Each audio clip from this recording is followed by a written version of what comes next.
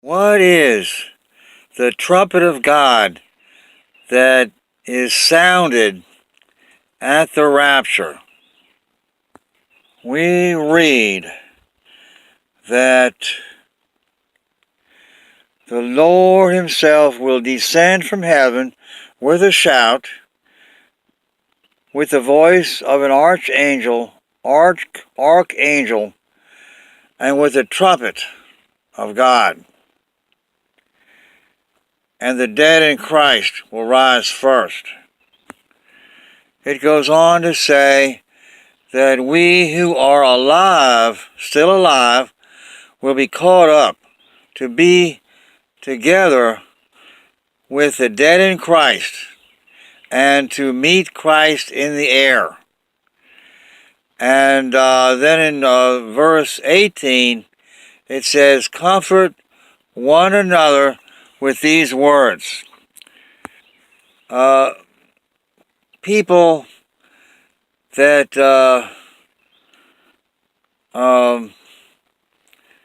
survive the Russian attack, the Christians that survived the Russian attack, those words that I just read will be comforting to them, to think that the people that got killed at the time of the Russian attack, that they were raptured. That will be comforting to them. And that would be the meaning of verse 18. He says, comfort one another with these words. He's talking about, on one level, he's talking about the survivors of the attack. They will need to be comforted because they'll be distraught. They'll be shocked. They'll be stunned. They'll be devastated. But the thought that the people that got killed were raptured, that will be of comfort to them. I'm talking about the Christians and Jews among the people that get killed. Now the question is, what is the trumpet that is sounded, the trumpet of God that is sounded at the rapture? Well, that's in verse 16, chapter 4, 16. Now, just 3 verses later, 4 verses later, it says there'll be sudden destruction. And my theory is the sound of that destruction will be a great roar, a great noise, a detonation of bombs. And that, ironically, will be the trumpet of God, the trumpet of God's judgment. What biblical confirmation is there that the rapture will occur at the time of this sudden destruction, and that bombs will be going off, which would be the trumpet of God? Well, in 2 Thessalonians, it says the Antichrist plays a role in the timing of the rapture.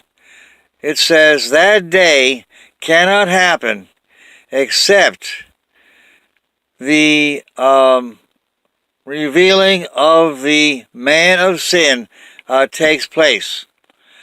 In other words, the day of the rapture has to wait until the man of sin is revealed as the destroyer. The son of destruction means the destroyer. And what would revealing the destroyer be talking about? It would be, what would reveal a destroyer? His destroying stuff. What reveals an arsonist? His setting fire. And so a destroyer is revealed by the destruction that he causes or authorizes. And in other words, if I tell somebody to destroy something, I'm not destroying it myself, but I'm causing it to be destroyed by having someone else do it. Now, the Antichrist doesn't destroy anything, but he is the head of a government, and therefore he has access to the military of the government, and it's the military that does the destroying, that does the launching of weapons of mass destruction, WMD. And this is confirmed in Revelation 13, verse 7. It says the Antichrist will make war against the Christians. The saints means Christians. And it's talking about the countries that are predominantly Christian, especially Western Europe, because that has been historically Christian, even though today it's suffering from apostasy. And where all these churches have, people have stopped going, and the churches have closed, and the churches have been sold to Muslims, which turned the churches into mosques. And this is actually the desecration of these churches by being turned into mosques. This is the abomination, which abomination of desolation. In other words, the abomination comes first, and then the desolation or destruction follows. And the idea is that Europe will be conquered by Russia, and 3 of the countries in Western Europe will be bombed. The others are not bombed. The 3 are bombed to intimidate the other nations to surrender quickly, so as to avoid the fate of the 3 nations that are bombed. That's from Daniel 7, verse 8. It says 3 horns are uprooted. That would translate into 3 nations getting bombed. Now, getting back to Revelation 13:7, it says the Antichrist will make war against the saints, the countries of the Christians and Jews, and it says that the Antichrist will overcome these nations. That would be the nations of Europe that will get overcome and get conquered. And it says he will gain power over every nation, over every tongue, tribe, and nation. In other words, the world. Now, how can the conquest of Europe translate into taking over the whole world? Well, when Russia bombs Europe, you know they're going to bomb America. When Russia invades and conquers Europe, you know they're going to bomb America because of NATO. We're married to Europe through NATO. So it would be stupid for Russia to let America come to Europe's aid. So the solution is to bomb America, and but before they do that, they have to make peace. Russia has to make peace so that America will disarm, so that America will not retaliate effectively against Russia.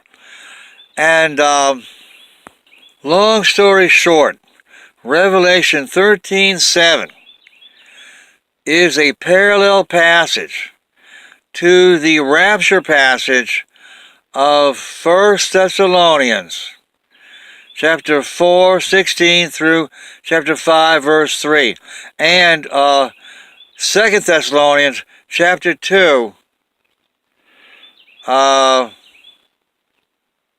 verse 3. And so there you have it. The trumpet of God, the sounding of the trumpet, really means the bombs going off. And one more passage See, I'll introduce one more passage in 1 Thessalonians chapter 5, verse 2 and 3. It mentions the day of the Lord, which is referring to the day of the Lord's judgment.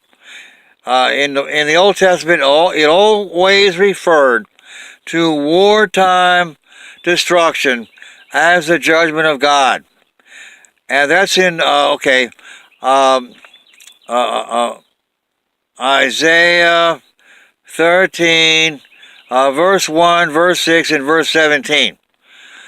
And getting back to 1 Thessalonians,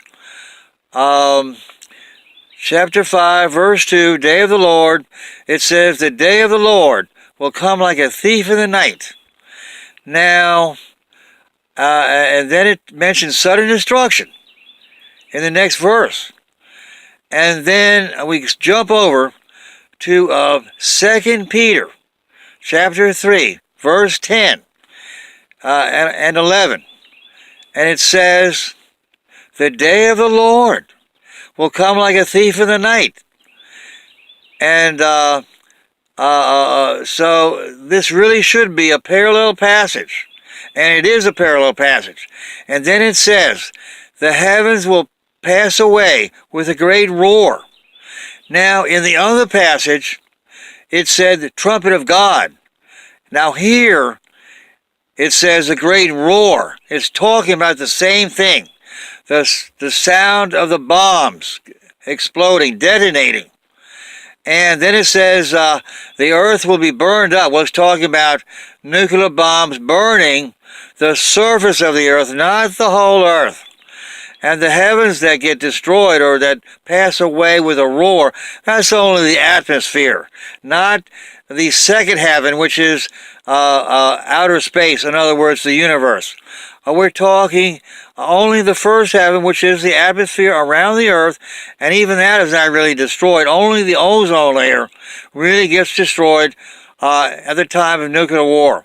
But my point is that 2 Peter chapter 3, verse 10 and 11, and verse 13, is a parallel passage. Now, how can this be possible? Because 2 Peter 3, it happens at the time of the new heaven, new earth, which we know happens at the end of the millennium.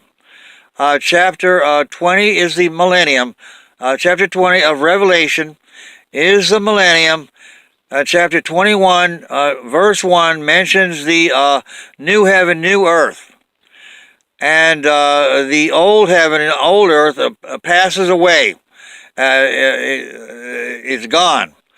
And how can you reconcile this passage, 2 Peter 3, at the end of the millennium, to, how can you reconcile that to 1 Thessalonians chapter 4 and 5, at the end of the church age? Well, interpret the millennium as the church age. That is the solution. If you want to make any comments or ask questions, email me at joegracegrace@gmail.com.